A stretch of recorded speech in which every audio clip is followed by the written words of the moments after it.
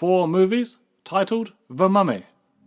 The first of these films is an early entry in Universal's famous string of monster movies, specifically tailored to promote their hot new star, Boris Karloff. The next film is one of Hammer's Technicolor reimaginings, once again bringing together the Dream Team, Peter Cushing, Christopher Lee, and director Terence Fisher. The third of these films took a drastically different approach, switching the focal genre from horror to action-adventure. The last of these movies was intended as the starting point for a new cinematic universe, headlined by Tom Cruise. But which is the best?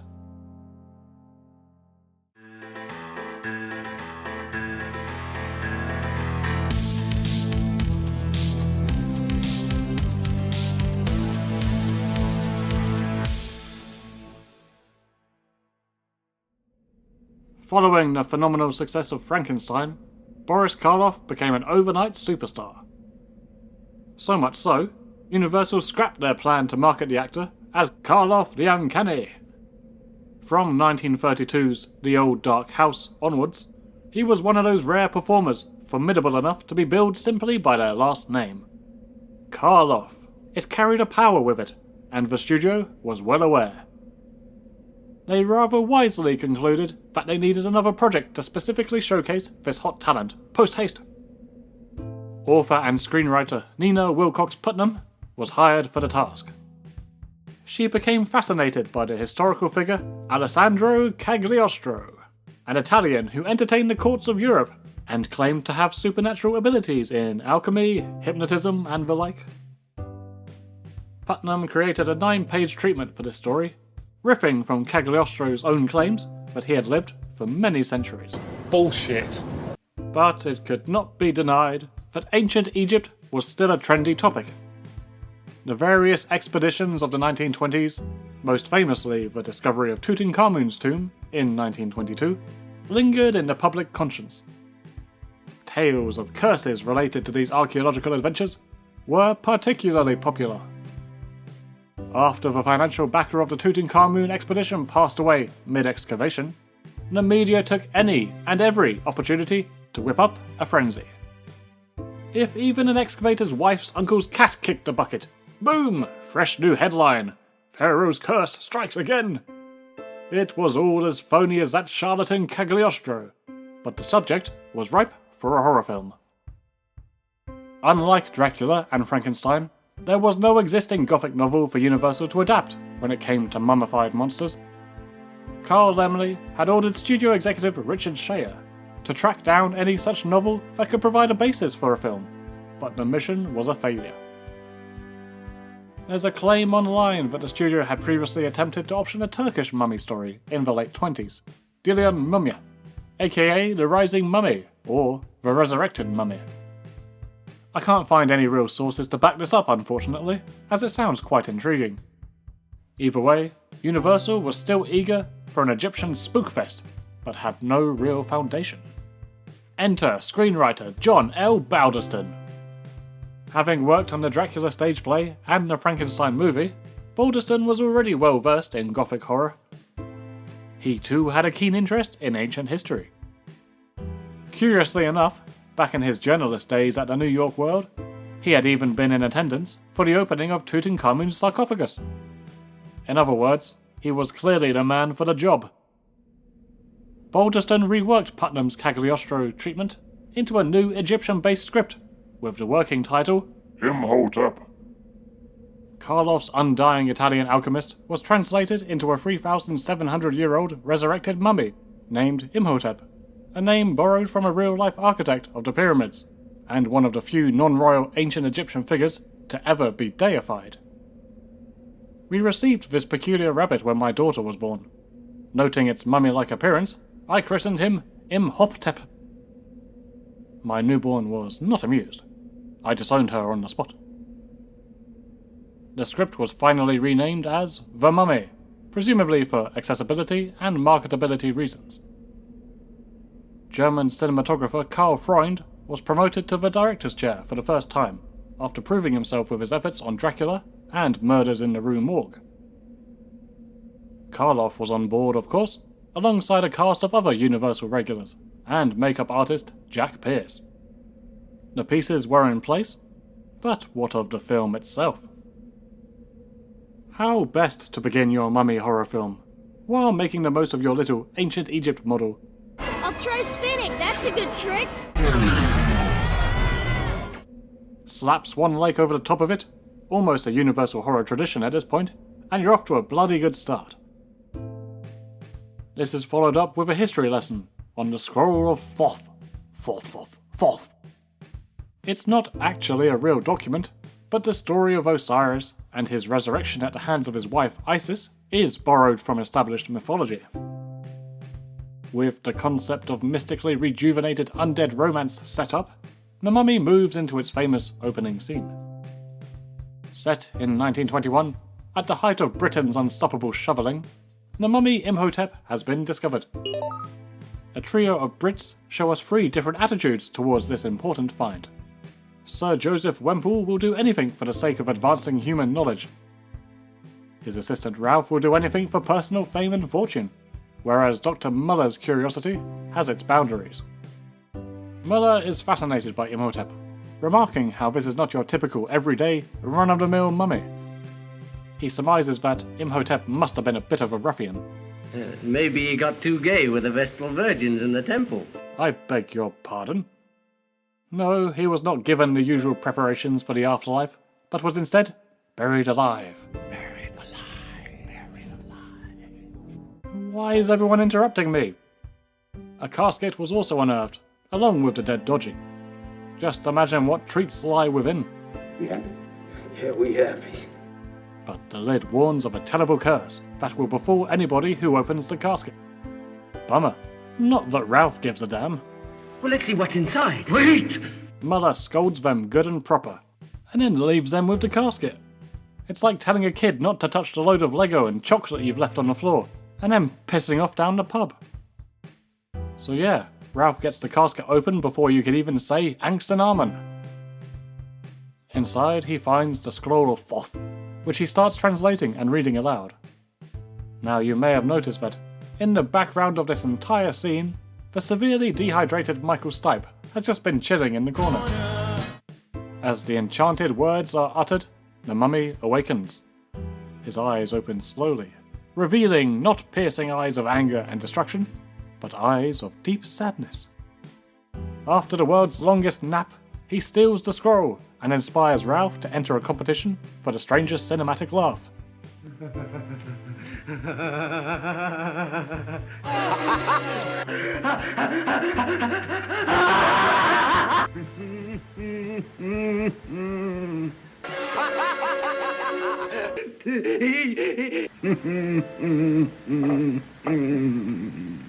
As the dusty bandages drag out the door, we have to come to terms with the fact that that's all we're gonna get of a traditional mummy in this movie. A bloody shame. Karloff looks fantastic under all that Jack Pierce makeup. This full get-up, where the villain is at his most disfigured and bandaged to Kingdom Come, reportedly required 8 hours of application.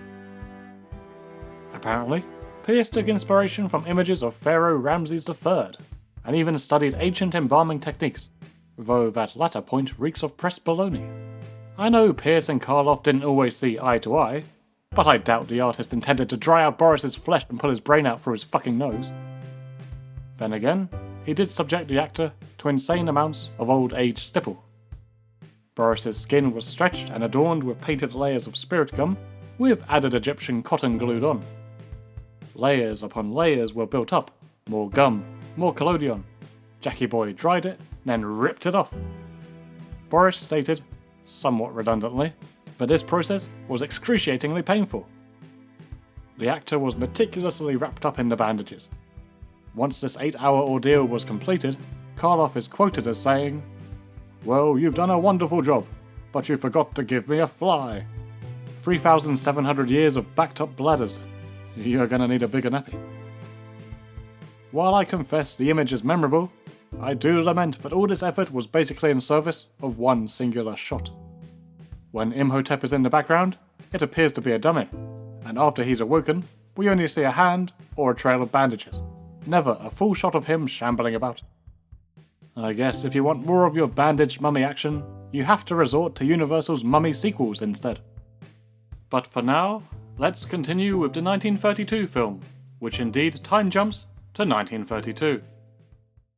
Frank, the son of Sir Joseph, has taken his father's place in the desert, digging around for crockery.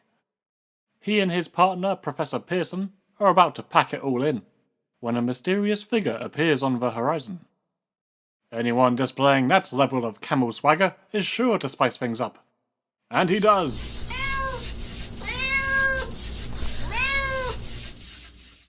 The door opens to reveal a very stiff Boris Karloff.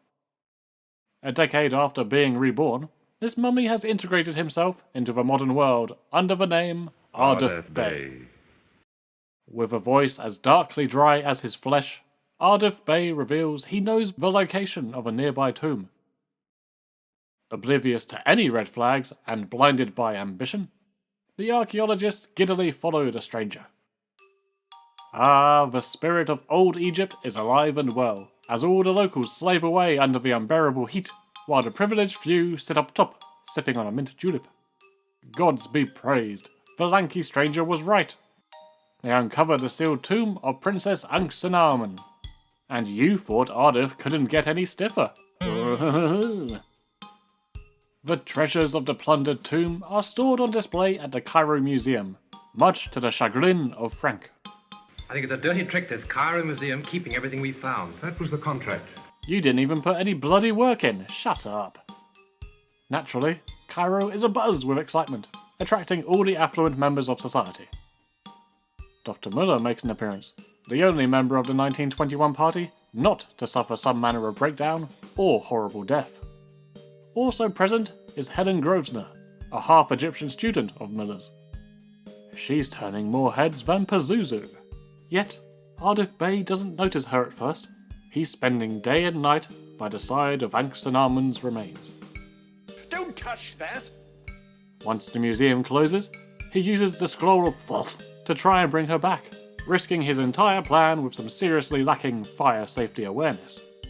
Forget the scroll, his own body is probably more flammable than an oil-soaked Buddhist monk. Karl Freund's eye for shadow and atmosphere shines through as Bey attempts to raise the dead. But there's an unexpected catch in his plan. His phantom calls to his long-dead lover interfere with Helen, who seems to pick up the signal. I hope there's no more crossed wires in this place. Oh shit! Ugh. That was too much for Helen, who, like all of your favourite 1930s heroines, faints. Wake up, woman! The plot just thickened. Arduf Bey has sensed a strong connection to this lady, correctly believing her to be a descendant of his old flame. No, not that one. She might be, in fact, a direct reincarnation. Very spicy. Well, he tries to find out for sure, but a Paul Blart museum cop interferes, inspiring countless Saturday morning cartoons.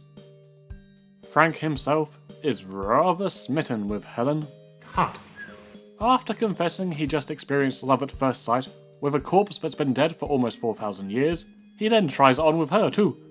When we got the wrappings off, I saw her face, and I sort of fell in love with her. Hot. To her credit, her reaction is correct. Do you have to open graves to find girls to fall in love with? But like Kanye West, that don't kill Frank, only makes him stronger. Each rejection draws him in closer. It's really quite intimidating. Take a step back, Frank. She doesn't need to smell what you had for lunch. Arduf Bey's a creeper too. Every character gets their chance to Arduf prey on this poor girl. Just let her have a kip on this sofa for Ra's sake. Even once he's caught in the act, he lays it on thick, much like his face paint. There was no need for an army of diggers with spades. That stare could have burrowed through pure rock. Helen's feeling strange. She feels so sick, yet has never felt so alive, and she won't stop ranting about her favourite Bee Gees single. Tragedy? She is clearly unwell, so she's escorted away, just in time for Arduf to threaten the old man with some freestyle scat. The elderly geezers have no time for this hip music and make a stand. Oh, but they don't have a chance, as Ardif reveals he's now also commanding a Nubian. Ah yes, Nubian! Is there no limit to this man's powers? Apparently not.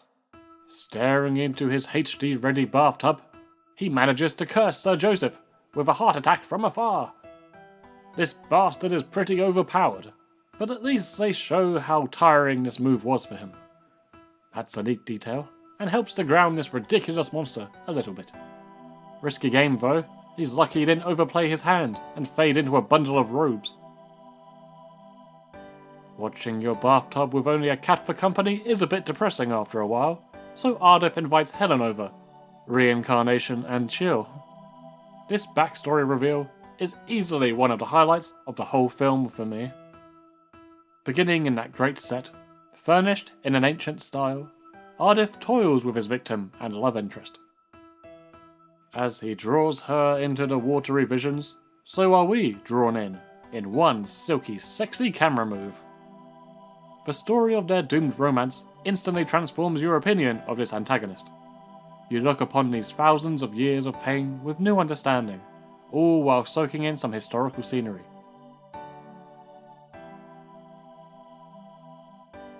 His sacrilege is fully explained, how he offended the gods and already tried to bring his lover back to life. For his crimes, he suffered a very grim end. Watching as Imhotep is held down and wrapped up, with only his terrified eyes darting about, is the most horrific element of the film.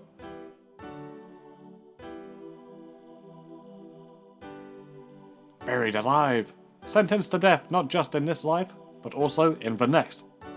Fuck.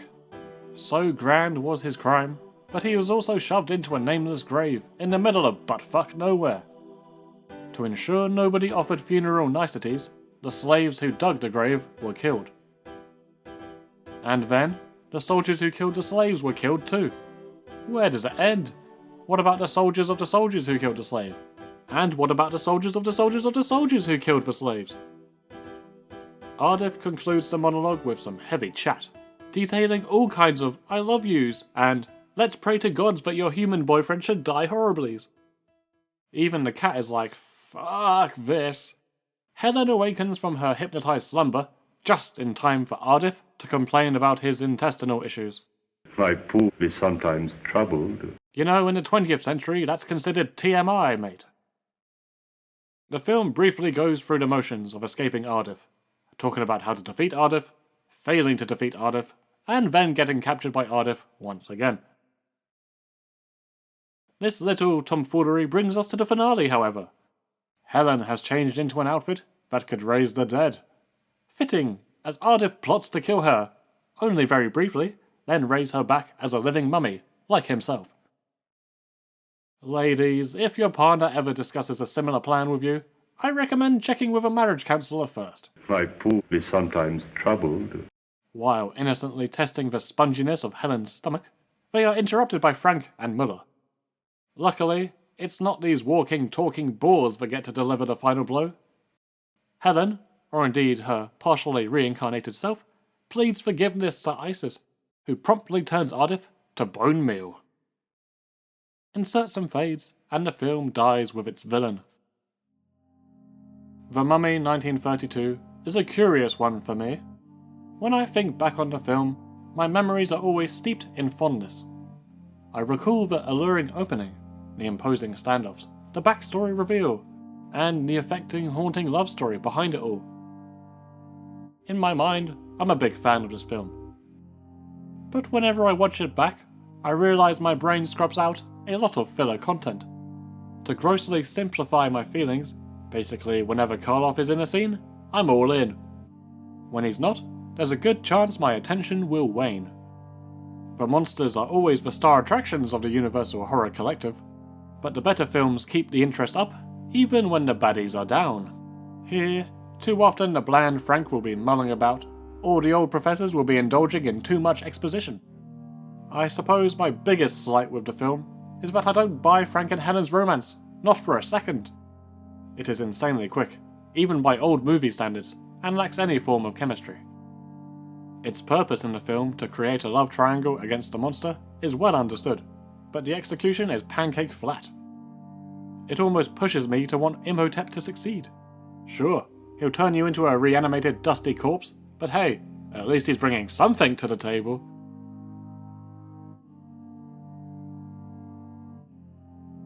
It also feels a smidge derivative of the 1931 Dracula.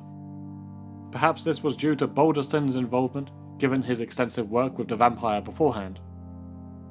Introduced with Swan Lake, an undying villain with a romantic underside traps a woman in a vicious love triangle, relying on hypnosis powers and death stares, but is deterred by a special symbol and an old professor played by Edward Van Sloan. Indeed.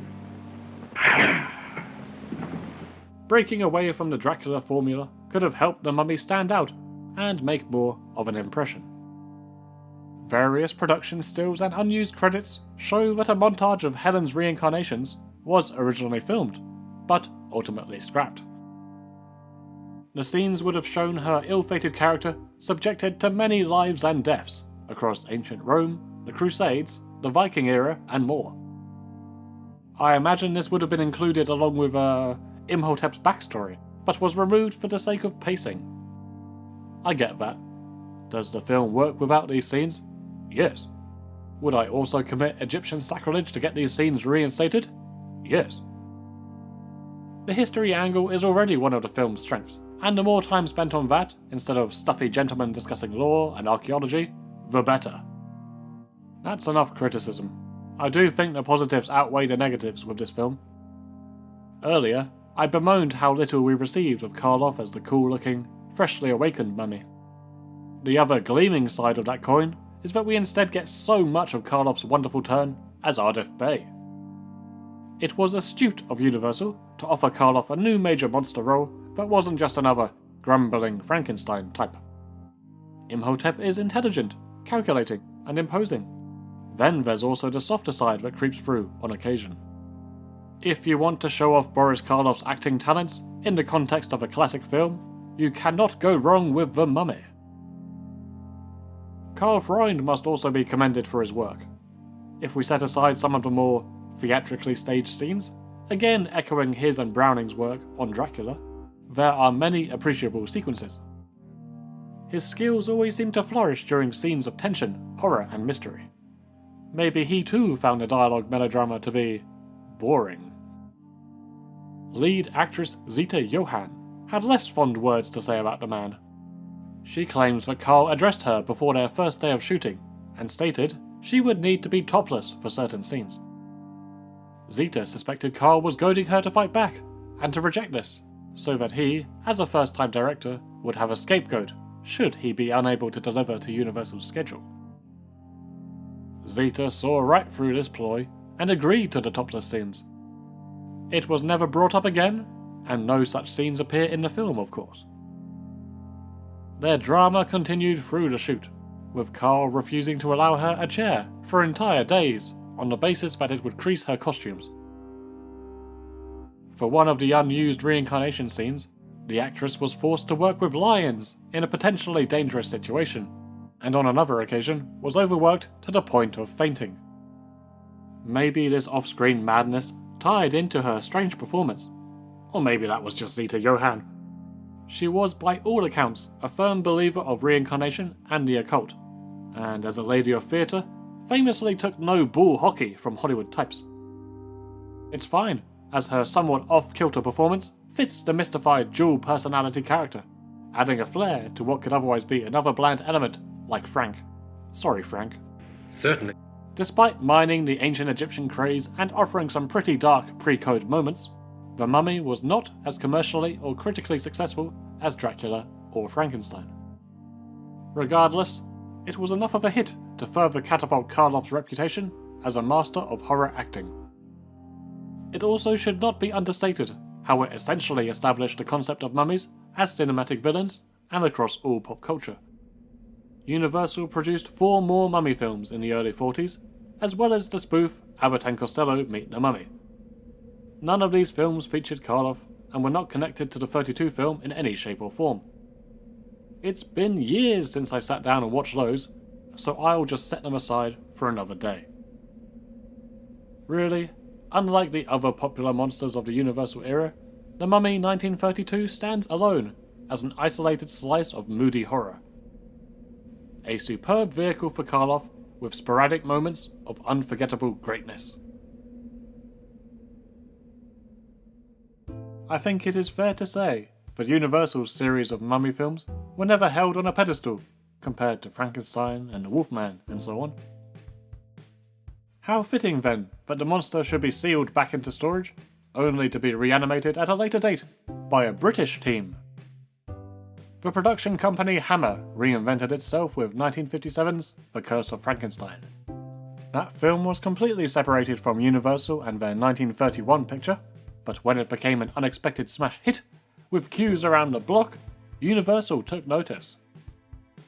Unlike with Frankenstein, they agreed to share the rights to Dracula with Hammer in return for the US distribution rights. The deal would prove incredibly successful for both parties. Naturally then, both companies were eager to recreate this magic. Universal began to take a more active role in their collaborations and granted Hammer carte blanche in regards to their monsters catalogue. Frankenstein and Dracula had incited the Universal monsters, followed promptly by The Mummy, and it seemed that repeating history was working for them so far. Therefore, in 1959, Hammer opted to remake The Mummy. Disappointingly, we aren't treated to another spinning pyramid extravaganza, though we do get some suitable credits imitating ancient Egyptian artwork. As each passing name appears on the screen, you feel as if you're in the most secure hands. Top billing is granted to Peter Cushing and Christopher Lee, the breakout stars from the previous two horror remakes. Likewise, screenwriter Jimmy Sangster was back on board, along with cinematographer Jack Asher and director Terence Fisher. All in all, the Hammer Dream Team was back in action. And when does this action take place? 1895. And where? Definitely not on a soundstage. Similar to the 1932 movie, the story leads off with a British expedition on the cusp of an archaeological breakthrough in Egypt. And once again, the focus is on three members of this team. Instead of Dr. Muller, Ralph Norton, and Joseph Wemple, we have John Banning, Stephen Banning, and Joseph Wemple. But poor Joseph is no longer the celebrated archaeologist or the important father figure. That's now Stephen. Joseph is now the uncle on the sidelines, who's a tad too hyper-focused on his nephew's legs. Leg. What about your leg, John? Glad you stayed, Joseph. I'll tell you that when I see John's leg. Bit of a leg man, are you, Uncle Joe? His concerns are justified. John Banning, played by Cushing, has managed to injure himself just before they uncover exactly what they've been searching for. How did he acquire this injury, you ask? We are not informed, but I can make an educated guess.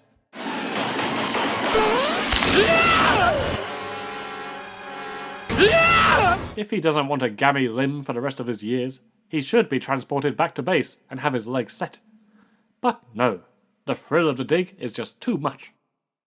The team have been on the hunt for the tomb of Princess Ananka, a high priest of the god Karnak, and the subject of many tales and legends. Stephen and Uncle Joe attempt to confirm if they have indeed finally located the royal resting place, but are hindered by the arrival of Hot Fez. This is Mehmet Bey, a name that's a little too reminiscent of Ardif Bey for my liking. And he's chatting shit about curses and desecrators. When it is established that Bey has no ties to the Egyptian authorities, he is rudely dismissed by Banning Sr., who presses on into the hole. The two men break the 4,000-year-old seal, and indeed uncover the lost tomb of Ananka. To simulate the undisturbed nature of the tomb, Jack Asher ordered the crew to climb above the set and spray water into the atmosphere before each take. The water took all the dust, dirt and smoke as it fell, leaving the air on set crystal clear. But who knew the ancient Egyptians had access to funky green lighting fixtures, let alone ones that run for 4,000 years? Forget studying their dusty old bones and papyrus ruffles. Gentlemen, get on that shit. No, the Banning bromance has only got eyes for Ananka. And there was Jimmy Two Times, who got that nickname because he said everything twice, like, I'll tell John. I'll tell John. Now Stephen's all alone by himself in this ancient and supposedly cursed burial chamber. I hope he doesn't do anything stupid like touching up an old cartouche box. Oh my god! His curious actions trigger some shifting sand action, which in turn triggers a secret compartment. Bad vibes here. Bad vibes that Banning Jr. picks up on back at the tent. I found a secret tomb and then heard my father scream and I jizzed in my pants. Father Banning is found stroked out on Ananka's sarcophagi, so he's shipped out to a nursing home in England. Young Banning and Uncle Joe hang around a little while longer to tidy up the affairs here, then blow out the tomb like a Domino's customer's asshole. There's something evil in there, Uncle Joe. Mehmet Bey watches in a sort of calm disbelief, but vows vengeance in the name of the god Karnak, armed not with the scroll of Thoth, but the scroll of life. A small time jump takes us to 1898 and merry old England. Stephen Banning has remained in a catatonic state for this entire 3-year period. Until now, something terrible has rejigged his brain, and he called for his son's presence at once. I wanted to tell you about the mummy. Yeah, I know the feeling. The father and son are reunited, touching. Before the mood turns sour, as Daddy-O rants about a second mummy that inhabited Ananka's tomb. He claims he read the scroll and brought the hateful villain back to life. He says the bad guy is also filled with an eternal rage against him for violating the princess's safe space. John dismisses him, much the same way his father had dismissed the warning Egyptian. We then transition to a scene in a pub. Ho ho ho ho, you know the plot of a Hammer film is about to enter the next gear when a pub scene appears. 2 drunken men whine about their mysterious new job, as they've been hired to cart some suspicious goods to the house next to the nursing home. The house has been recently purchased by a strange new owner, a foreigner, and the contents of the carted goods are only known to be, quote-unquote, Egyptian relics. A man's best friend is a horse. It's a dog. It's a horse. I'm not that drunk. After some amusing patter, they get on with the job. Things are running smoothly until they pass by the nursing home. Stephen suddenly borrows Ardif Bey's hatred of glass.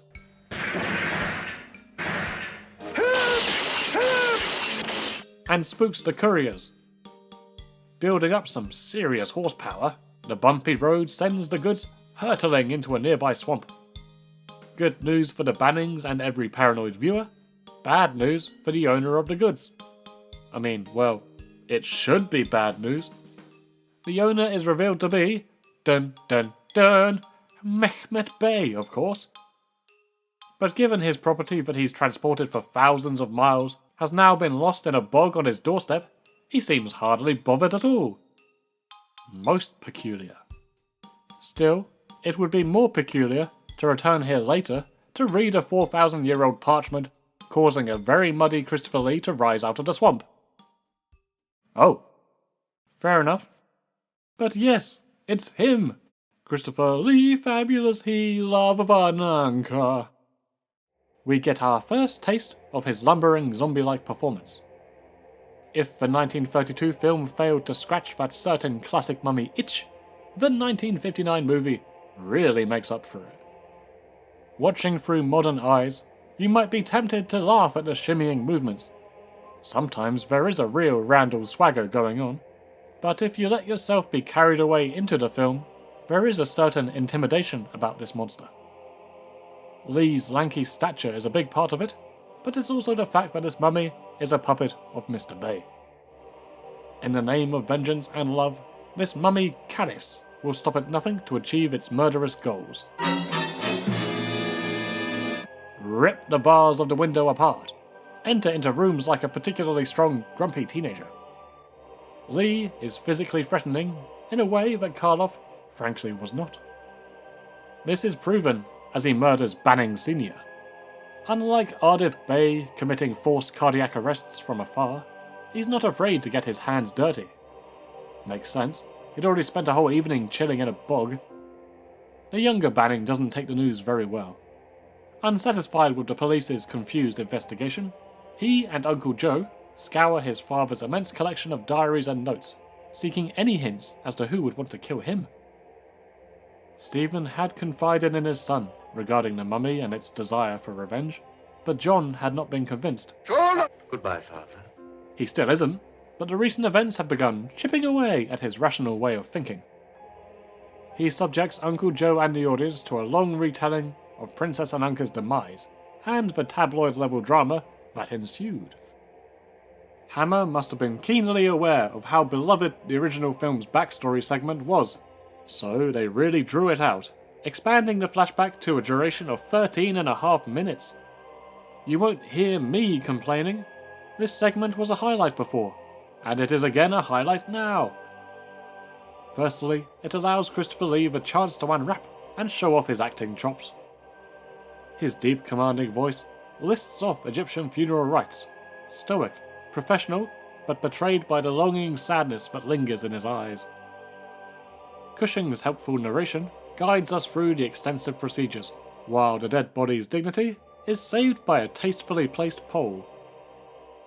The sets, including the jungle section which was reused from yesterday's enemy, really depict the majesty of ancient Egypt, explaining why the modern characters are so intrigued by this history, and also giving us a nice break from all the English nursing home locations. Shout out to the costumes, of course. My favourite is Lee's Egyptian Mega Man cosplay. The incredible details and length of time that was dedicated to Ananka's funeral goes to show how seriously the burial rites were perceived. This again gives credibility to Mehmet Bey's motivations in the far future. So many assistants and maidens were slaughtered to serve the princess in the afterlife, but at least their dignities were saved by tastefully placed braids. Well, except for this one hooah. Come on, you think Karnak really wants to see that? It doesn't help Kharis either, who had always secretly held a very severe affection for the princess. It was a love that was strongly forbidden.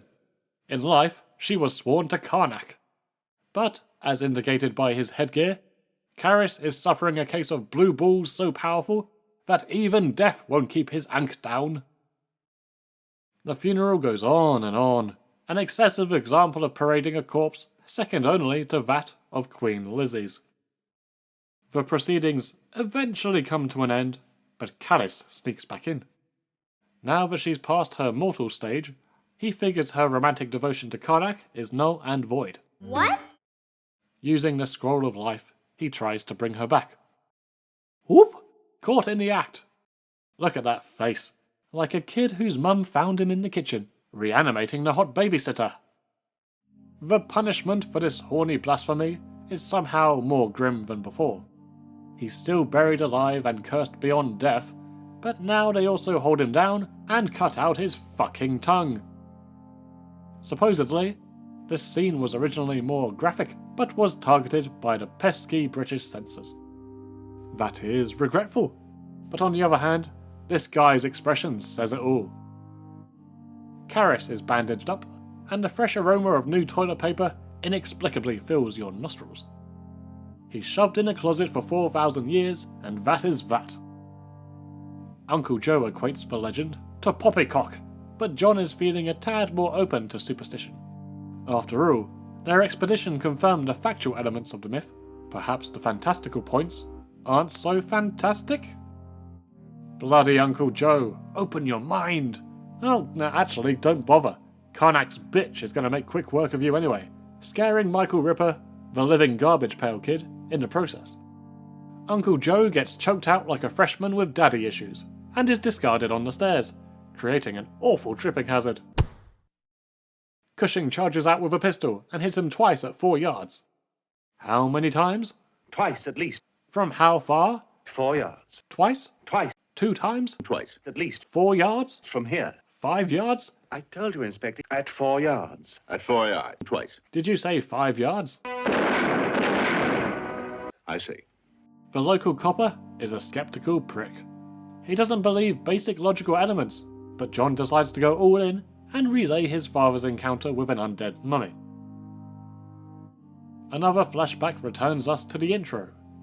Stephen Banning removes the scroll, reads it, and awakens Kharis. Before the mummy can inflict physical damage, Mehmet Bey intervenes and tells them to get back in its place. Kharis can't believe it. To believe this? Eyes shifting to and fro. 4,000 years in a dusty closet, I finally get to stretch my legs, and you order me straight back in? Nevertheless, he dutifully does as he is told.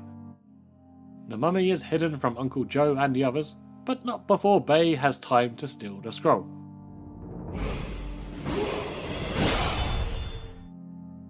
Long story short, the policeman doesn't give a hoot. Yvonne Furneaux, playing Cushing's wife, suddenly re-enters the film.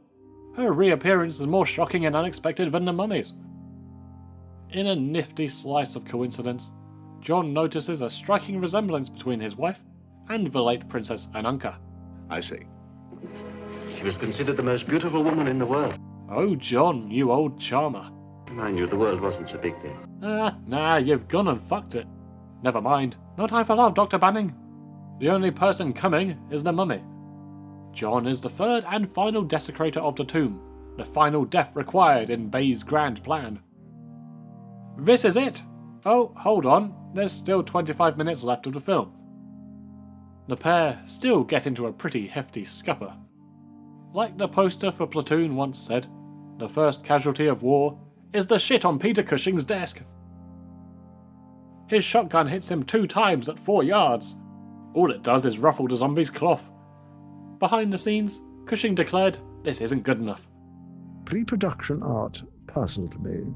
I saw a poster of the mummy striding through the countryside with a light shining through his body as though he had a car headlamp or something. Despite this looking like what happens in the finale, Peter thought the audience would demand some impalement. I said to Terence Fisher, we mustn't cheat the audience. Could I take the harpoon in the study and run it right through old Christopher? Honestly, I think that was just a flimsy excuse to cover up Cushing's bloodlust. The mummy wasn't best pleased about this new addition, almost bumping off the hero for good. But then the towering Furneaux looms into the scene. Kharis is shook. To believe this? The likeness to Ananka bums him out quicker than a brief scan through the evening news, and he shuffles off home. Who cares about a battle of brawn when you can have a battle of wits? This is a battle of wits. Banning suspects the new neighbour, Mehmet Bey, of committing murder by mummy, while Bey believes that Kharis has already killed Banning Jr. and the work is complete. Quite a surprise for him then when the door goes ding-dong and lets slip that the Kushmeister still walks among us, being all polite and shit. Good evening. A riveting cat-and-mouse game unfolds between the two enemies, neither one of them trying to reveal their true intentions, both not wanting to drop the bigger gentleman facade. They probe each other through thinly veiled discussions of archaeology, the state of Egypt old and new, the thorny issue of Britain's plunders, all the way to jabs about Banning's father, and very, very strong affronts against this dude's cherished god, Karnak. And Karnak wasn't a particularly important deity, a third-rate god. At a couple of points, you believe a punch-up is just around the corner. But no, the two men fight to remain composed. Easily one of my favourite scenes of the film. The two men go their separate ways, both now equipped with all the confirmations needed for a final showdown. Banning waits at home as bait, while the policeman takes his wife and organises a village-wide effort to help stop the monster. He may be bait, but Cushing's never looked so cool. Look here, this is a goddamn action star. What a pity he did not feature in a load of gritty 60s and 70s crime thrillers. While he's busy strutting like a gangster, Bey and Kharis work up an impressive kill streak, from backstabbings to a sped-up Cairo chop. Like that. All of these murders mean nothing. Banning is the target. In a snazzy but all too brief shot, we barge into Banning's office. This kicks off their third and final conflict. It has some engrossing choreography and a bit of head-to-box action. Cushing clearly enjoyed filming it, his tongue's wagging like a dog. Mr. Bay, less so. Yvonne storms into the situation. And why not? It worked last time, right? You'd think John would be grateful, but instead, even on the edge of asphyxiation, he finds the time to criticize her hair. Isabel, your hair! You know how repulsive you look when you wear your hair up. Gah! I am being silly, of course. This isn't Vertigo. With her hairstyle now appearing suitably Egyptian, Kharis is distracted. Bay warns him not to be so pussy-whipped. Somehow, this doesn't go over so well. Bay threatens the lady, so Kharis gives him the chiropractor special. Wablam! Snap! Oh, what a gentleman. Now he's sparing her poor feet from a long walk and carrying her over the threshold. Where do you think you'll take her? The house! Mind your step, Peter. The mummy is hounded back into the swamp, from whence he briefly came. All eyes and guns are on him. Spurred on by John, Yvonne appeals to the mummy's timeless affection for her, and orders him to let her go. Ever the good boy, he does so, and what does he receive in return? Blam! Blam! Blibbity blibbity bang bang! He takes it like a bog-drenched Tony Montana, in a scene that again was reportedly looted by the censors. Don't deprive us of our mummy dust, you cowards! Instead, he just kinda descends into the swamp. Rest in pieces, my good man. Alright, after that grueling run-through of the plot, how does it compare against the 1932 original? The truth is, the 1959 movie is not really a remake of that film, barring a few minor similarities such as the use of a scroll, parts of the opening, and the name Joseph Hempel. In actuality, the Hammer film has more in common with Universal's sequel films. Most notably, the mummy is not called Imhotep, he is called Kharis, like the monster previously portrayed by Tom Tyler in The Mummy's Hand and Lon Chaney Jr. in the subsequent films. The other principal cast are adapted from the 1940s sequels. Stephen Banning, John Banning, Mehmet Bey, Princess Ananka. The plot feels more in line with The Mummy's Tomb from 1942, while also snatching the climactic swamp scenario from The Mummy's Ghost. It is tough, then, to choose a favourite between Karloff and Lee. They provide two very different takes on a mummified antagonist. Visually and physically, I prefer the classic mummy look and feel of Kharis, but the makeup and design for both of Imhotep's forms are superior. Lee is scarier, but Karloff manages a greater balance of formidability and pathos. Hearing Imhotep's suffering in his own words inevitably forms a more sympathetic and emotional bond. Don't get me wrong, I still feel bad for Kharis in the end, but it isn't quite the same. The 59 film also benefits from having Bay, who covers the Ardif Bay side of things, so the comparison doesn't feel as separate as it otherwise should. We also have to give our friend Chris an extra layer of sympathies behind the scenes. It seems the universe had a personal vendetta against the guy during production. The squibs burned his skin. He threw his back out carrying Yvonne. He repeatedly bashed his shins and knees on hidden pipes and objects under the swamp water. And when a crew member accidentally bolted the door shut, Lee crashed through and dislocated his bloody shoulder. All good practice for Hammer's next remake, The Punching Bag of Notre Dame. The monsters always get the attention, but what of the heroes? I would say Yvonne Furneaux is the only weaker link on the protagonist's side, compared to the original. Now, there's nothing wrong with her performance, she's simply not given as much to do by the script. The reincarnation subplot has been abandoned completely, aside from the mere notion that she and Ananka are lookalikes. Coincidence more than supernatural jiggery-pokery. On screen and off, she's also not as memorable or strange as Zita Johann, meaning she just kind of fades into the admittedly very pretty sets. In general though, I prefer the remake's cast. But I'd never worked in a place that had such an aura of menace. Peter Cushing is far and away the superior protagonist. Sorry, Frank. Certainly. His character fits neatly and directly into the plot. there's a strong mix of the plot working against his will, with his family being picked off around him, and him taking the plot into his own hands, investigating his father's history, and opting to confront Bay. His arrogance and ambition is an interesting flaw in the beginning, leading to his physical crux, which increases the stakes when battling or escaping danger. He's also Peter Cushing. It is scientifically impossible not to root for the man. Whether this film has come up during informal conversation, or if I've read about it academically, the common opinion is that The Mummy 1959 is inferior both to the 32 film and to the preceding two Gothic Hammer masterpieces. I'm not sure I agree on the former, and the latter is some pretty stiff competition. Hammer documentaries always tend to wax lyrical about the first two films for an eternity, then skim over The Mummy in less than a minute. I can understand why on the surface. Without a doubt, the other films had a larger cultural impact, both on release and to this day. Are they the better films overall? Well, yeah, but that shouldn't mean The Mummy should be brushed aside, a mere footnote. I love this film. It's comfort food captured in glorious technicolor.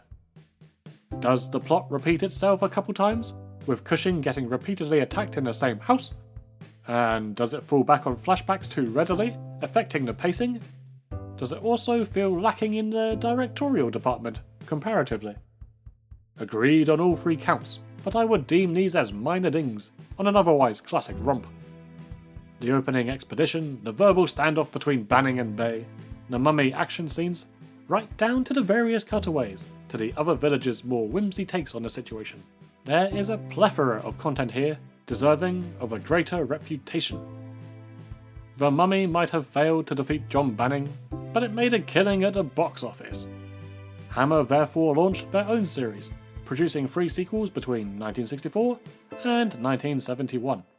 Not quite the franchise machines of their Frankenstein and Dracula works, but that's The Mummy for you. Like the Universal sequels, it's been a while, so I'll save my reviews of them for another day. But with Hammer stopping at 4 Mummy films, that was it for the titular monster. He would lay dormant for over a quarter of a century. Seems like a long time, but it's basically pocket change when you compare it to 4,000 years.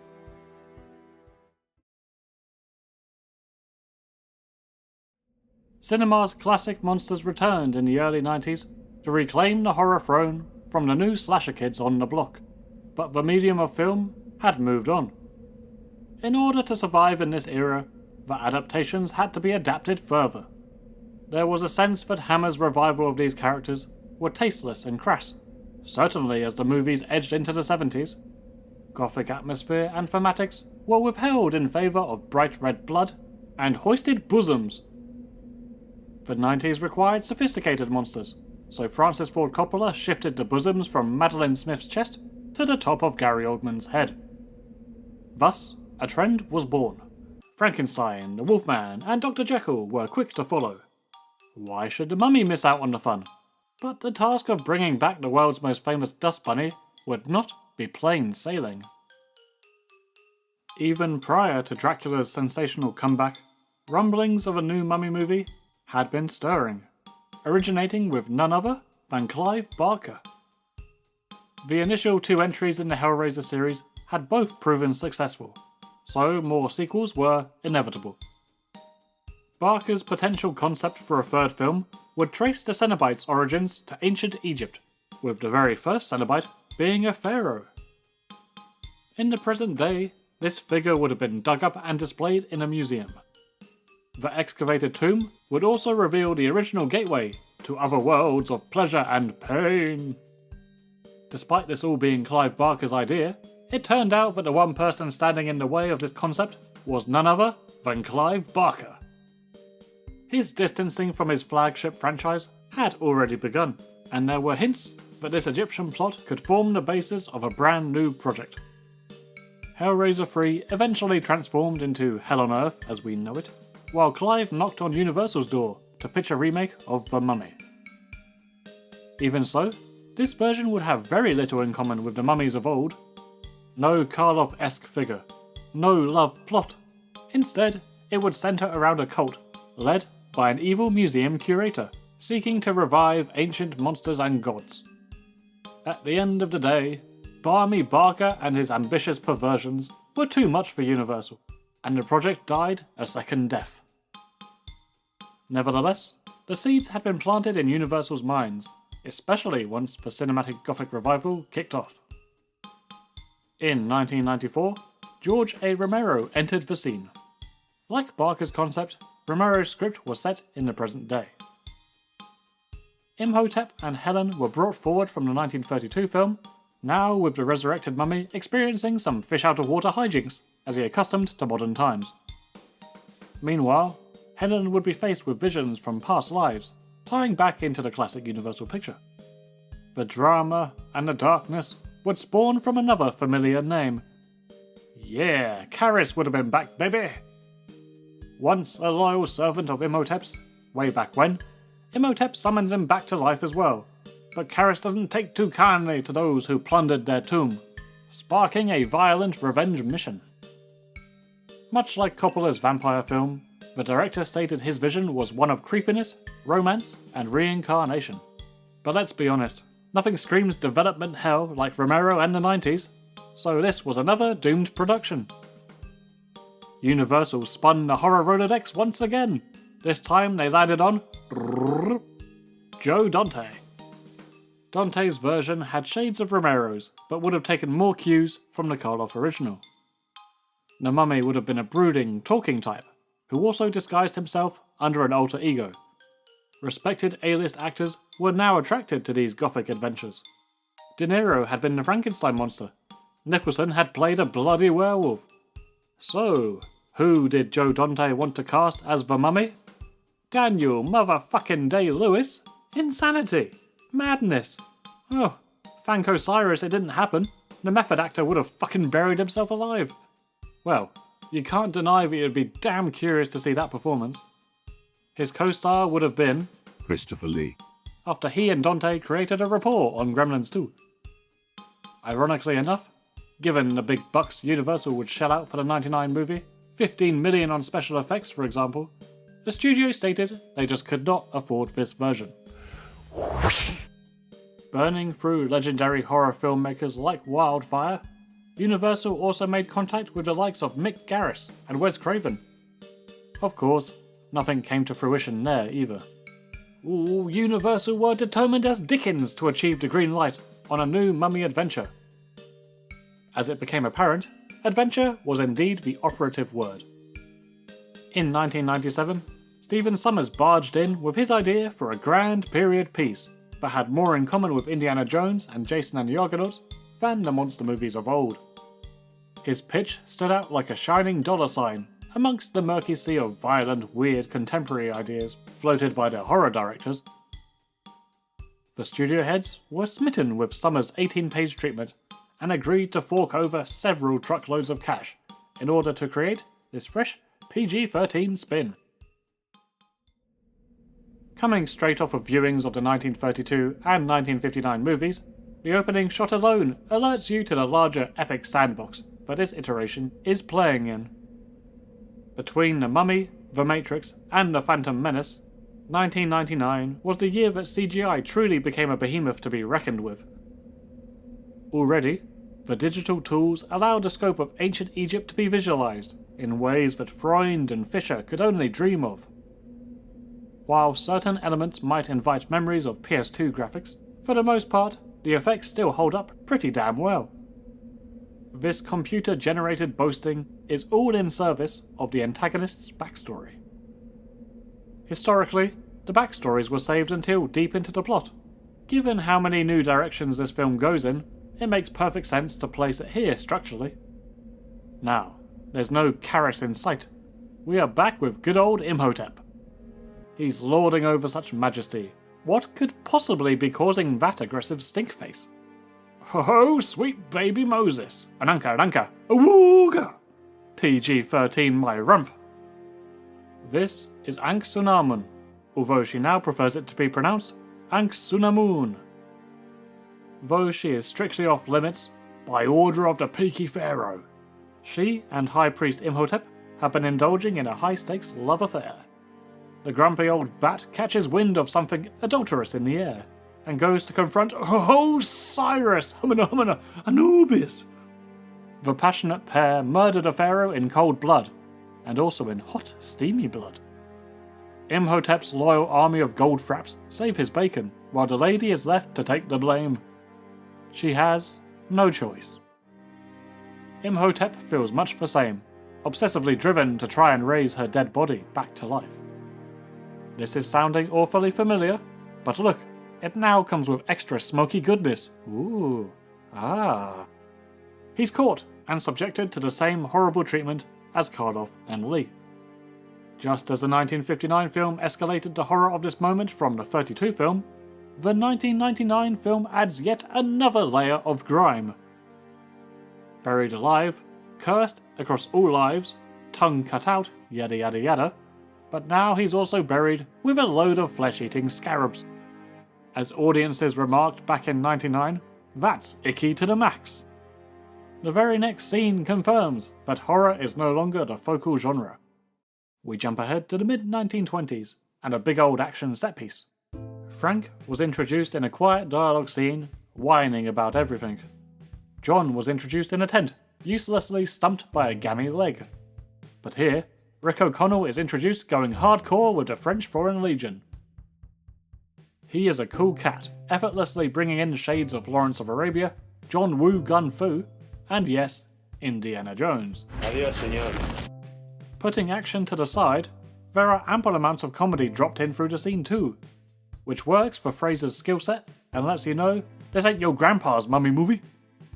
In minutes, the film racks up a kill count larger than the totals of every mummy movie before it combined, all while making you giggle. You think that was exciting? Well, feast your eyes on this. We go straight into a more thrilling scene where librarian Evelyn has a rough up with a ladder and some bookshelves.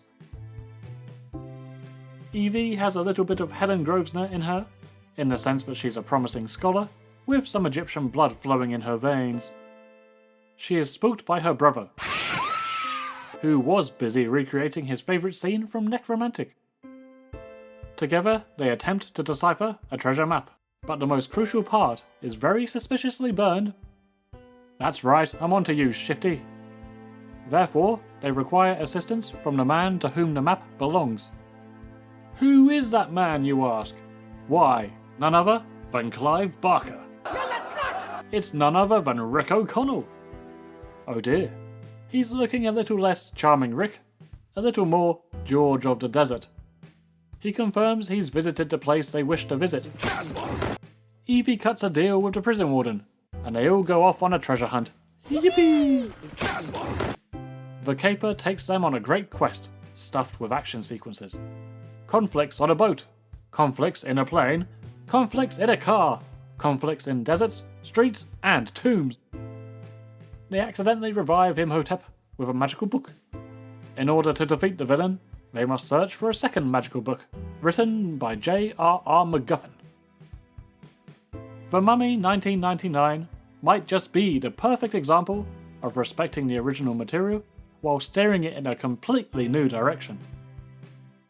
These days, if you took a survey of average Joes on the street, asking them what film comes to mind when you mention The Mummy, I'd bet 9 out of 10 would choose this movie.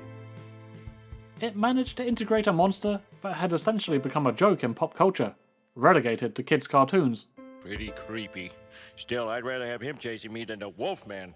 And totally reinvent it for modern audiences. On a personal level, this was the first Mummy film that I was aware of. That's par for the course with people my age. I would wager that the scarab under the skin scene served as my first body horror for most of the kids in my class. I enjoyed learning about ancient Egypt at school, probably because the interest was already born from Raiders of the Lost Ark and the Tomb Mission in Time Splitters. Despite all this, I did not take to the Mummy at the time. Looking back with honest eyes, I was being an insufferable hipster snotface. It wasn't indie, so I wasn't interested. More fool me, I was missing out on a fun little romp. The action is the obvious element that sets it apart from the previous Mummy films, and it does not disappoint. There is a constant energy to these sequences. You never have to wait too long before a creative blow is delivered, or the stakes are enthusiastically escalated. Candle in the eye. Pardon? Candle in the eye. Right out. The slower parts of the journey are not a chore either. Characters consistently bounce off each other, developing clear, if standard, relationships, as they discuss intriguing exposition and solve those annoying video game mirror puzzles. It's a big budget affair, but it does not forget that the devil is in the details. Characters are caught in a firefight mid-shave. Argumentative dialogue is enhanced with a quick little finger trap. A drunk keeps walking through a fountain. Some bloody idiot spilt his drink. And who doesn't love the match trick?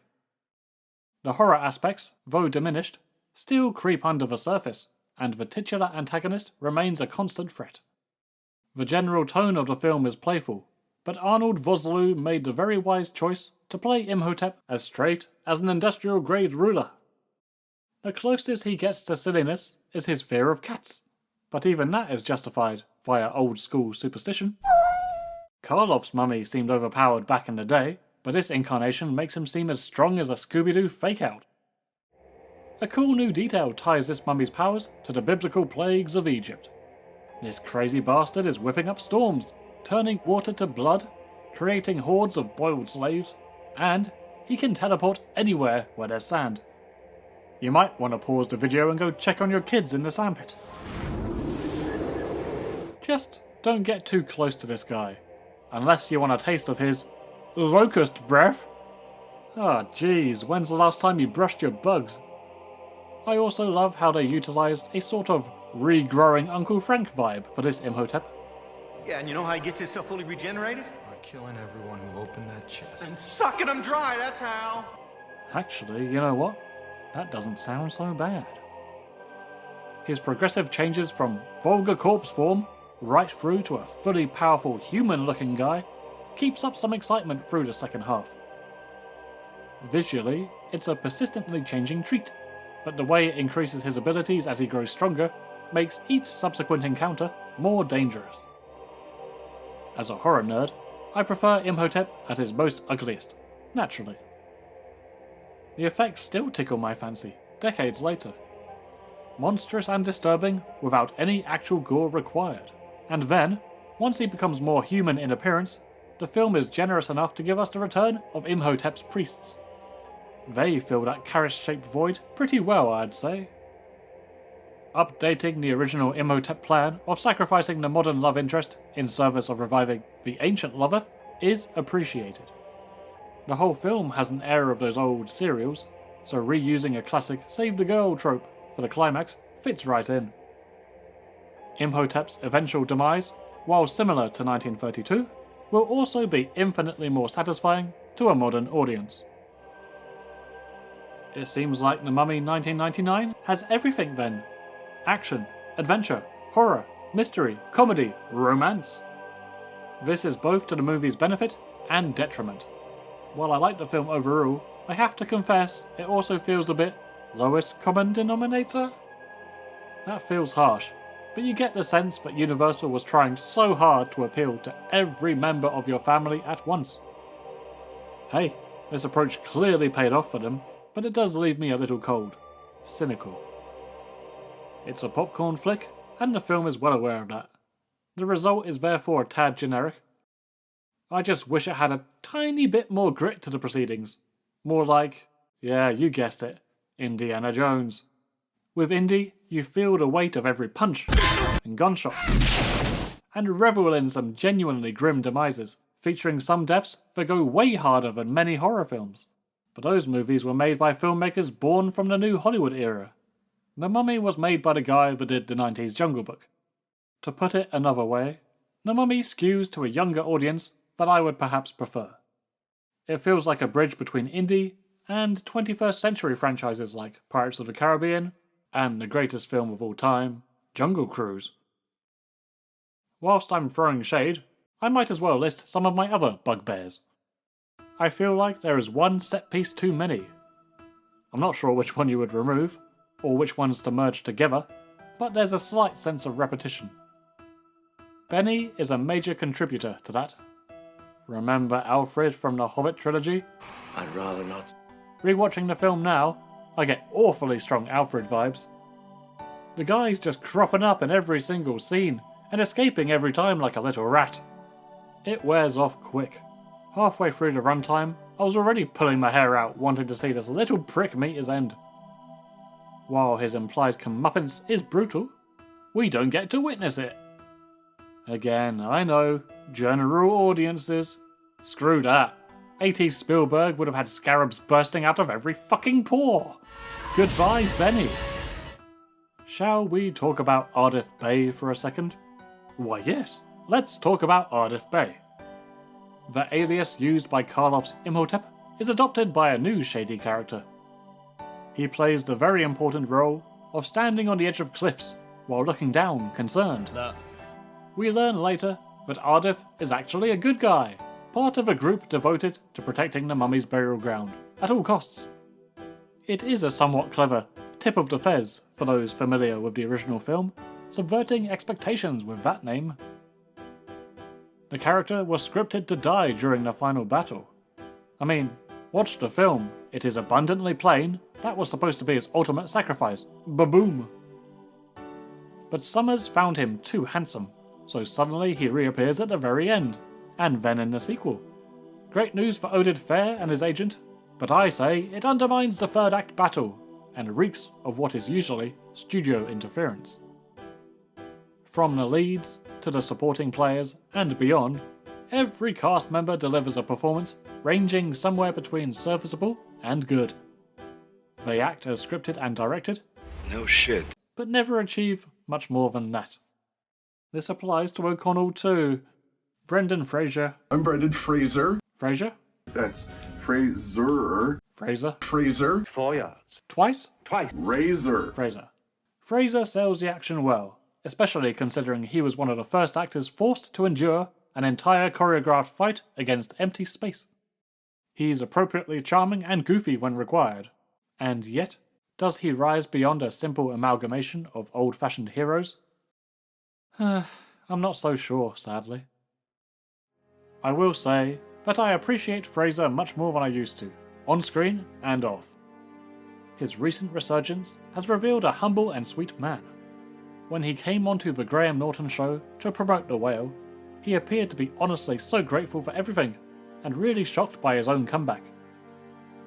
To top it off, he then showed up to give a surprise speech introducing cinema showings of The Mummy, wearing relevant costuming no less. Outstanding! I haven't seen The Whale yet, but I can't help but smile for him and his Oscar recognition. Listen, if the Academy had a category for Best Clap, Brendan would have been a shoo-in years ago. And to think, all of this might have never happened. During the hanging scene, a stuntman on a harness was used for the wide. Looks fantastic, but a close-up of Brendan was required. The first take went well, but Summers wanted to try again, this time with more tension applied to the rope. Fraser agreed, but evidently it was too much. The actor lost consciousness and had to be treated by EMTs. How's that for tension, Summers, you batty? The writer-director was the winner in the end, batty or not. The Mummy opened at number 1 at the US box office and went on to gross $416 million worldwide. Its success only grew as it released on home media, becoming the highest-selling VHS of the year. Summers claims that the morning after the theatrical release, he received a phone call from Universal, simply stating, "We need another one." The Mummy returned with The Mummy Returns, transporting The Rock from the wrestling ring to the Scorpion King. There was also a further sequel down the line that most people disregard. I think it's fine, it's whatever. There was also a cartoon spin-off, which I preferred as a child, and somehow 5 spin-off films based around the Scorpion King. 5 of them! 5 of them! More sequels were apparently in the pipeline, but the poor reception to The Tomb of the Dragon Emperor put this Mummy series to bed. Alas, Universal had no intentions of leaving it to rest for too long.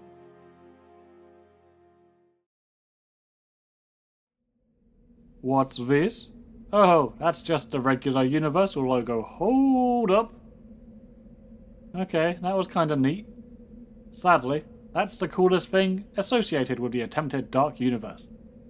As we all bloody know, shared cinematic universes became all the rage in the early 2010s, popularised by Marvel. Every studio wanted a piece of this pie. Individual films suddenly became viewed as events and must-see content due to their eventual inclusion and payoff in larger crossover movies. It's practically akin to owning your own money printer. The Universal monsters were the first cinematic universe back in the 40s. Frankenstein and the Wolfman butted heads before dragging the rest of the freaky gang in for some delightful crossovers. I cannot blame Universal for wanting to reboot them. Roll out the black carpet, the OGs are back in town. But do you recall what Aristotle once said? Hubris is a bitch. Instead of smaller budget affairs, relying on a creepy gothic aura, they greedily wanted their own troupe of superheroes. The 1999 film had proven that the old monsters could be updated into blockbuster material. The studio evidently figured name recognition would work in their favour. Did they forget that the Stephen Sommers film was projected as a major flop until a crucial Super Bowl advert turned the tides of perception and anticipation? It was never a done deal based on the name The Mummy alone. In fact, that was seen as a detriment. Before the trailer, there were repeated calls for the name to be changed in order to distance itself from the past. Sources on the inside paint the picture of a studio winging it, carelessly toying with hundreds of millions of dollars. Eric Heiserer was one of many high-profile screenwriters who were invited to the Dark Universe's writer's room. He humorously recounts how nobody could agree on anything. Were the monsters going to be the heroes or the villains? Pretty important distinction to iron out early on, yet something that was apparently unresolved in debate. Other writers just hand-waved such details aside, displaying a "we'll fix it on the day" mentality. Bear in mind, this was at least Universal's second ill-planned attempt to recreate the monsters' cinematic universe. Dracula Untold's period-shifting end was a transparent setup of things to come that never came. That failed situation, which was very recent at that point, didn't seem to warn anyone directly involved to actually put in the effort. Big budgets and large action scopes were locked in, along with a cast of named talent. Ho, that infamous promo photo. If I'm ever having a crap day, I just crack open a beer, glance at that image, and I'm right as rain in no time.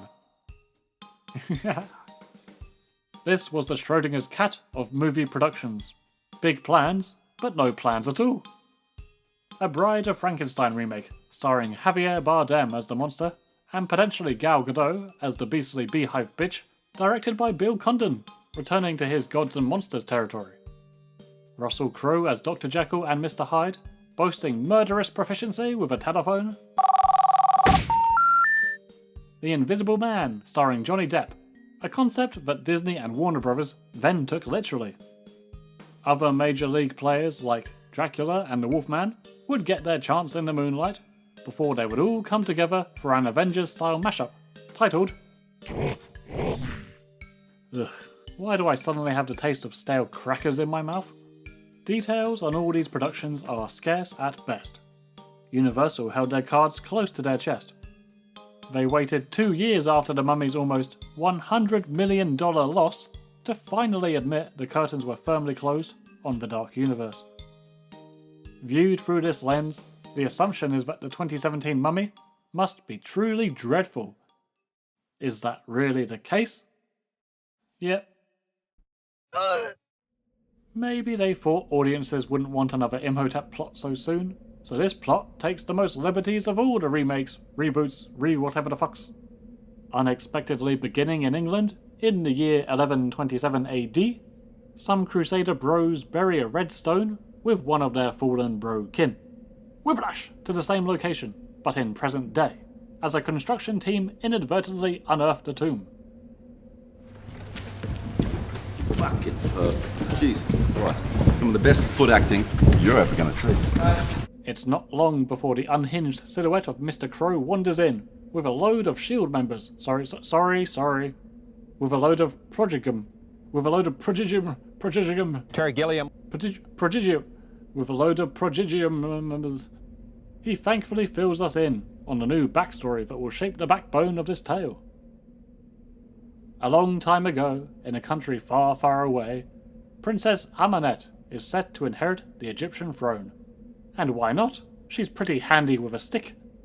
Things would get awkward if the pharaoh ended up receiving a male heir. Called it. I said that the 1999 film wasn't your grandpa's mummy. This one really isn't, as the villain strips bare, then douses her face in baby blood. She makes some supernatural pacts, and even tries to create a partner in undead crime, but is prevented at the last minute. Blow dart! Blow dart! These cursed Egyptians really need to improve their stealth and time management skills, or at least learn to lock the bloody door. Fool me once, shame on you. Fool me 4 times, just bandage me up. That's right, folks, we got ourselves a female mummy. That might feel progressive if we hadn't already had one in the 1940s, and if this version wasn't so hypersexualized at every turn. She'll suck you dry. Dry. Anyway, she's damned and buried far from their civilization. The end. Or not, because thousands of years later, Tom Cruise happened. The megastar was one of the first choices to lead the 99 movie, so it is interesting to see things come full circle. He also famously rejected the chance to kick off another cinematic universe when he turned down the role of Tony Stark in Iron Man. Why? Because he didn't want his face covered by the mask. I imagine Tom's life is entirely reflective of Peter Serafinowicz's Michael Caine parody. What I like to do is to step into the back of the other person's shot. That way, you're still fresh in the audience's memory. Why don't you be a good little boy and tell me where you've hidden the painting? You're barking out the wrong tree. I ain't got no painting. I'll see you around. Where have you hidden the Mona Lisa, George? The Mummy 99 did fine without him. Iron Man definitely did fine without him. But now, here he is, playing the memorable character... Oh, bloody hell. Hold on. Oh yes, playing the memorable character, Nick Morton. He's scouting a location in Iraq. You know what I really want in my escapist fun monster movie? Direct references to modern terrorism, destroying priceless ancient monuments. Yay! Nick Morton and his dullard companion are part-time soldiers and part-time treasure hunters. They steal the goodies, and then let the insurgents' desecrations cover their tracks. Teeny bit tasteless, but times are hard, I suppose. His superior officer, Colonel Jen Erickson, thinks otherwise. He criticises their reckless behaviour and wants to reprimand the boys, but he doesn't need to. This woman shows up and informs everyone in the area that Nick can only last 15 seconds in bed. It makes sense. He's got a need for speed. Their actions led to an airstrike that revealed Amenet's long-hidden tomb. Perfect, because this mystery has been the Doctor's lifelong mission. The trio investigate and find a very off-brand sarcophagus. I can't complain too much. It's very in keeping with the film's broodier take. These chains aren't for lifting up the coffin. It's for keeping the coffin down. Whoa. Comedy sidekick number 1 takes a bite from a camel spider. I know it pales in comparison to the skin-surfing scarabs, but you'd think Nick would have more compassion. Nope, he's gone bye-bye, Egon. Visions of Amenet modelling for a perfume advert invade his brain. The man's an easy sell, and even begins picturing himself as Amenet's new chosen one. Nick! He snaps out of it, and the army retrieve the ancient loot, unfazed by the unsettling number of Russell Crowes surrounding the scene. Yeah, I know, they're ravens, but there's nobody in the cast called Russell Raven. I think that discussing the differences between the two species is more interesting than the plot of this film. So, settle in. Crows are much smaller in size, have fan-shaped tails in flight, and typically make caw-caw sounds. Ravens are heavily tattooed shamans from Alaska, and typically brandish giant miniguns. I can't bear recounting the plot of this film. My apologies. I failed you. Truthfully, out of the 4 films, this is the only one that struggles to keep my attention. As the characters jump from predictable scene to predictable scene, my pupils doubled so I could watch the film and at the same time search for hot MILFs in my area. That is, mummies I'd like to fight. Yeah, yeah, hoo, ha, ha, huh. With only threadbare characters to root for, and a generic MacGuffin-chasing plot involving mystical daggers, it is the action scenes that stand out as a reason to watch. But even then, most of them fall flat. Crusader zombies are nifty to a point. The ambulance chase features some of the goofy creativity of the '99 film, but the ugliness of the picture nullifies the excitement and humour. It all appears so blurred and fake. The film's high-contrast, saturated look gave me PTSD flashbacks to Transformers 2. Kurtzman, you son of a bitch, you've done it again! People point to the plane crash as the action highlight. Credit where it's due, the extra effort is appreciated, and you know if Cruise wasn't involved, this too would have just been poor CGI and wires. Shot a whopping 64 times, the scene utilised NASA technology to simulate the effects of zero gravity. It looks good, well done. Say what you want about the sofa-hopping Scientologist, his desire to push for such stunts is a constant joy of late. The problem is, after 64 takes and a hell of a lot of dough, I am unable to watch the scene without thinking of Universal's trailer blunder.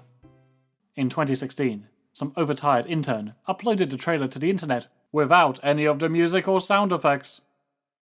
The result is a veritable goldmine of unintentional hilarity.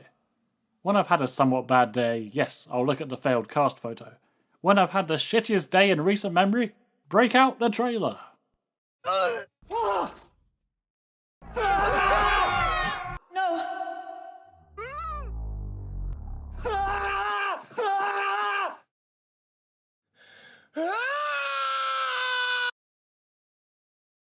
Let's move into a world of gods and monsters. Keep the Bride of Frankenstein's quotes out your fucking mouth. These scenes do captivate me to a degree. With the slate of upcoming monster movies cancelled, this is our only real taste of the dark universe as it might have been. Ooh, little pickle jars containing vampire skulls and black lagoon bits. Allow me to wet my beak. I'm kidding. I'm a big fan of the original Universal monsters, but this is just as poorly hyped and ill-fated as the Sinister Six crap in The Amazing Spider-Man 2. All can be forgiven, as when Jekyll doesn't get his medicine, he breaks out in a Cockney accent. Oh my dear, me Jekyll. It may be semi-tradition for high performances at this point, but coming from late-stage Crow, my friends, I am having a chuckle. Hehe. Oh, younger man.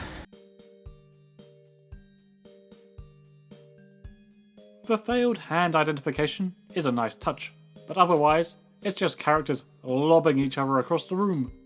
Nothing uncommon in modern cinema. If this is what Dark Army would have amounted to, maybe it was all for the best. Then again, imagine this scene with these two guys fighting, but also the Invisible Depp, Bardam's monster, Beehive Gal, and more. What a delightfully shitty mess that would have been. Drink? Oh god, yes please. You know, I'm quite peckish too. Dominoes. Oh, perfect. Welcome to a world of grease and mozzarella. If you don't mind, I'll just quickly run through the rest of my issues. Comedy sidekick guy dies early on, but comes back as a ghost. It is reminiscent of Pet Sematary and An American Werewolf in London, but it lacks any of the terror, humour or plot relevance of either example. Miss Mummy gets captured halfway through.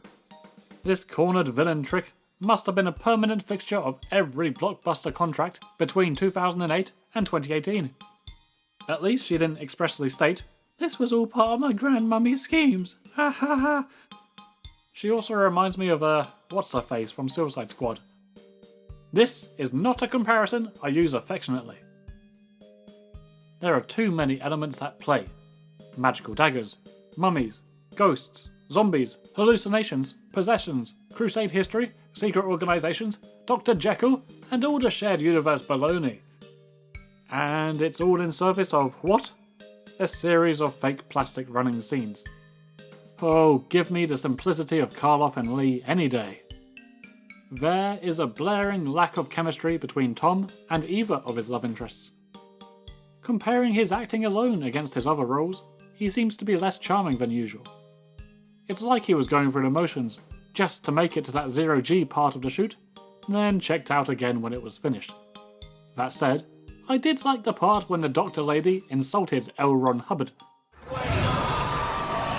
The entire crux of the finale, and the plot as a whole, relies on a dichotomy in Nick Morton's spirit. Is he a good guy or a bad guy? Treasure hunting for personal gain? Yeah, that's bad. Lying? Yeah, not great either. But apart from that, there's never any doubt that he's a standard Hollywood hero.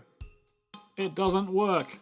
The film depicts him as a saviour and endearing and blah blah blah, so when you're forced to sit through various dialogue scenes discussing his intentions, you just tune right out. Worse still, before he makes his final sacrifice for the greater good, it feels like 4,000 years for him to get there, despite there being absolutely zero chance he would have chosen the bad ending.